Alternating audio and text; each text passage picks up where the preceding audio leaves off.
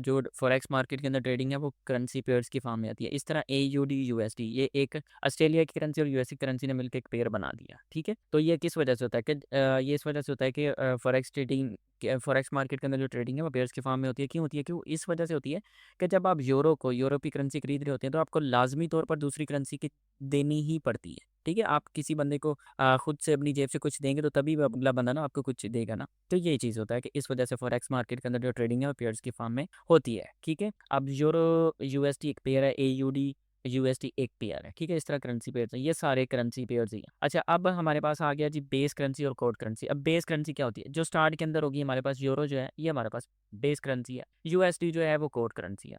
इस तरह अगर यूएसडी स्टार्ट के अंदर आ जाता और यूरो इस साइड पे आ जाता तो यूएसडी हमारे पास बेस करेंसी होती और जो यूरो जो है फिर हमारे पास कोड करेंसी होती है। ठीक है, अब बेस करेंसी जो है वो स्टार्ट के अंदर आ जाती है और जो कोड करेंसी होती है वो बाद में आती है। ठीक है, ये स्लैश के बाद। ओके, अब एयूडी हमारे पास बेस करेंसी है, यूएसडी जो है वो कोड करेंसी है। तो इसका क्या मतलब हुआ? इसका मतलब ये हुआ कि अगर आपने जो है वो 1 यूरो खरीदना है, ठीक है, तो आपको कितने डॉलर देना पड़ेंगे? ठीक है, तो ये चीज़ होती है। सपोज एग्जाम्पल देता हूँ, छोटी सी एग्जाम्पल देता हूँ कि आपने 1 किलो आम खरीदने हैं, तो 1 किलो आम खरीदने के लिए आपको जो है वो कितने पीकेआर देने पड़ेंगे या कितने आईएनआर देने पड़ेंगे। सपोज करें कि 300 रुपये किलो आम है, तो 1 किलो आम खरीदने के लिए आपको 300 जो है पीकेआर देना पड़ेंगे या 300 आईएनआर देना पड़ेंगे। तो ये सिंपल सी एग्जांपल है बेस करेंसी और कोड करेंसी।